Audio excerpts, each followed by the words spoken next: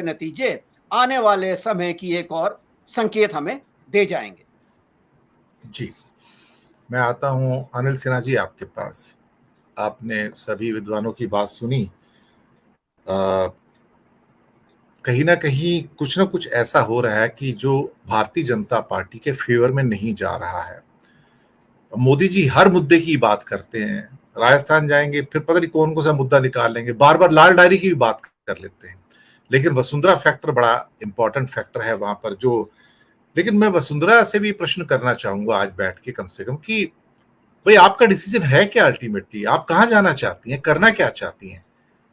एक रास्ता तो ये है कि आप अलग हो जाओ बिल्कुल, क्योंकि आपको तो कोई सम्मान मिलता नहीं, मोदी जी आपका नाम नहीं लेते। और एक रास्ता ये है कि अंदर है कि ऐसी भीतरघात करो कि फिर बीजेपी सत्ता में ना आ पाए।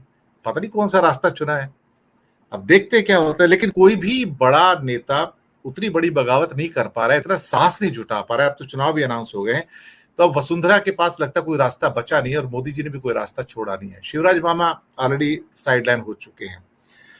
शायद भारतीय जनता पार्टी की ओर से मोदी जी ने अपना चेहरा भी हटा दिया और कमल को ले आए हैं कि यानी कि हारे तो कमल, जीते तो मोदी। तो बहुत सारी चीजें हैं मिजोरम से लेके राजस्थान और तेलंगाना तक, जहां तक शायद एक नया इतिहास लिखा जाएगा। लोग कहेंगे फिर कि विधानसभा के चुनाव को लोकसभा से कंपेयर मत करो, लेकिन ये विधानसभा के चुनाव ऐसे हैं जो शायद एक फाउंडेशन स्टोन रखेंगे लोकसभा के लिए। पूरे परिदृश्य को आप किस रूप में देखते हैं सिन्हा साहब? पहले तो अधीर साहब ने जो जबरिया शादी वाली बात बताई बिहार के बारे में, हम लोग भाई जबरिया शादी नहीं की है मैंने, ये मैं जरा कंफर्म करना चाहता हूँ। ये कुछ स्कैंडल, मतलब खबर, सनसनीखेज खबर कुछ एक आध जगह, दो चार जगह, एक आध इलाके में संयोग से, वो इलाका हमारा ही है, मतलब मैं बेगूसराय जिले से ही हूँ, तो वहाँ की कुछ खबरें हर जगह होती है अनिल जी, ऐसी शादियां हर जगह होती है, पर उसको नाम अलग अलग दिए जाते हैं। तो देश भर में वो हुआ। और वो अब एंथ्रोपोलॉजी में नहीं जाऊंगा मैं, ये जबरिया शादी का अपने यहाँ रिवाज है ट्राइबल ये में। अब बल्कि उसकी एक्टिंग की जाती है, कुछ ट्राइब्स है झारखंड में और कई जगह, जहाँ पर कि आपको ये एक्टिंग करना होता है कि आपने जबरन लड़की को लाया है या जबरन शादी की है। खैर छोड़िए, वो तो अलग मुद्दा है। लेकिन मैंने असल में क्लैरिफाई कर दिया कि हमारे पर कोई डाउट करने की जरूरत नहीं है। नहीं, आपके बारे में नहीं और उसके बाद में देखिए क्या है, ये जो इलेक्शन है ना बहुत रिवीलिंग है। इसका जो इलेक्शन का जो मतलब ये अनाउंसमेंट हुआ है, एक तो इस बार फिर चुनाव आयोग ने बता दिया कि पीएमओ से की मतलब मदद से ही वो सारे फैसले लेता है। ये बहुत दुखद है।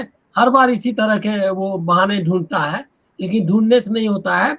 यहाँ पर जिस तरह से इलेक्शन का इतना एक महीना, इलेक्शन लगभग एक महीना, ये बहुत बड़ा कमेंट है उसकी इनएफिशिएंसी पे और पार्टीजनशिप पे, जो फिर से उसने दोहरा दिया है। और ये मोदी जी लगातार इसी तरह अपने लिए दूसरे को करते हैं। दूसरा एक है और जिसने उसने छोटा सा संदेश दे दिया है लोगों को चुनाव आयोग ने इस कारनामे से। वो संदेश ये है कि बीजेपी तैयार नहीं है इलेक्शन के लिए, नैरेटिव वाइज भी और ऑर्गेनाइजेशनली भी। इसीलिए उसने इतना बड़ा स्पैन दिया है, नहीं तो ये नॉनसेंस का कोई मतलब नहीं था। मैं इसको नॉनसेंस ही समझता हूँ कि ये इसका क्या अर्थ है, कोई अर्थ नहीं है।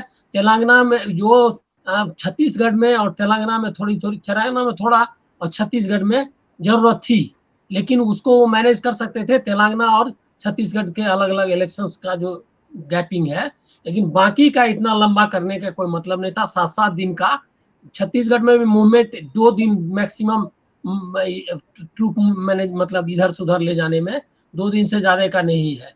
तो ये तो उसने शो कर दिया कि जैसे जैसे डेट इन्होंने बताया, अब ये कैंपेनिंग करेंगे। जो कैंपेनिंग छूट गया है वो कैंपेनिंग इनकी होगी। कुछ लोगों ने कहा कॉर्पोरेट बॉम्बिंग होगी, तो वो तो नेपाल बम पहले से गिरा रहे हैं, अब कॉर्पोरेट बॉम्बिंग करेंगे मोदी जी, उसमें कुछ दिक्कत नहीं है।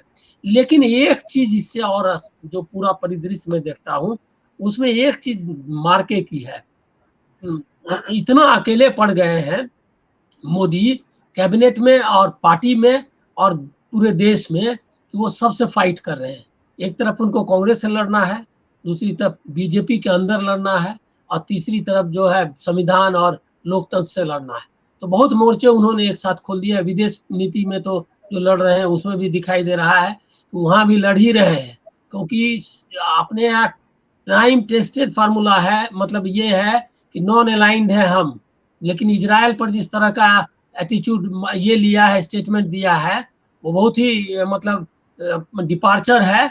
उसमें उन्होंने सिर्फ इजराइल का साथ देने की बात की है और पैलेस्टीनियन जो इश्यूज है उसको किनारे रखा है। तो ये हम उससे भी डिपार्चर है। तो वो लड़ रहे हैं हर मोर्चे पर, लेकिन ये इस बार कमजोर पड़ गए हैं। कमजोर इसलिए है कि उनका मुख्यमंत्री उनके ही सामने पूछ रहा है कि इनको प्रधानमंत्री बनना चाहिए या नहीं। ये बहुत बड़ा है, मतलब ये बगावत से भी एक कदम आगे है। और ये कम से कम मोदी जैसे प्रधानमंत्री के सामने ये तो समझ लीजिए क्या कि खुली चुनौती है। अरे किसी की हिम्मत नहीं। वो आदमी वो परिवर्तन कैसा है, वो ईश्वर का अवतार बता रहे थे। शिवराज सिंह ही ऐसे मुख्यमंत्री, अकेला मुख्यमंत्री है बीजेपी के, जो बाकी लोग गए कि मतलब कुछ कुछ कहते रहे, लेकिन अवतार नहीं बताया किसी ने।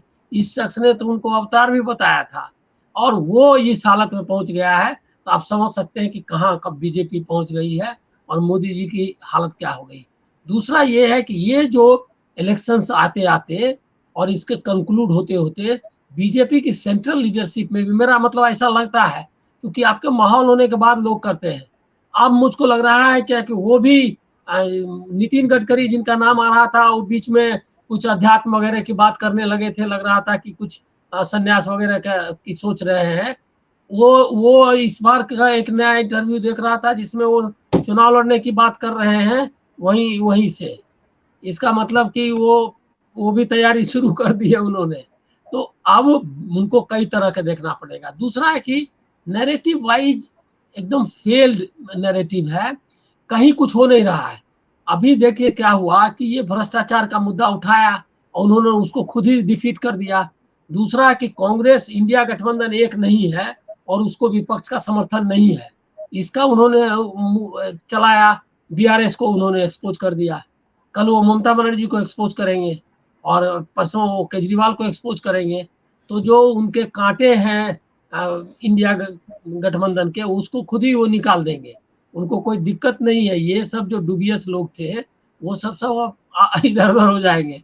और तीसरी बात मैं कहूंगा कि ईडी का भी जो इतना तेज कर दिया। संजय मिश्रा को चाह रहे थे कि वो चुनाव तक उनका साथ दे, लेकिन वो नहीं दे पाया। लेकिन उसने लगता है कि लिस्ट विस्ट बना के की। तो आप देखिए कि साउथ से लेकर के ईस्ट तक, मतलब इधर नॉर्थ में, मतलब यहाँ तक सब जगह वो कोशिश कर रहे हैं ईडी के जरिए जो इंडिया गठबंधन को करे, धमकाए। मतलब उधर स्टालिन थोड़ा चुप हो जाए, इधर ममता बनर्जी थोड़ा ठंडी हो जाए। ये ऐसा ही टाइप का उसने चारों तरफ किया है धम काम। और महाराष्ट्र में पहले ही कर चुके। लेकिन ईडी के सहारे आप पॉलिटिक्स नहीं कर सकते, उसकी लिमिटेशंस भी मालूम हो गई। अब मुझको लग रहा है क्या कि वो एक एक एक कहते हैं ना कि आप ब्लाइंड टनल में आ गए हैं पॉलिटिक्स के। वहां वो इधर उधर ढूंढ रहे हैं अंधेरे में, लेकिन कुछ उनको मिल नहीं रहा, ऐसा मेरा अंदाजा है। जी, दूसरे चरण में आता हूँ। थोड़े उत्तर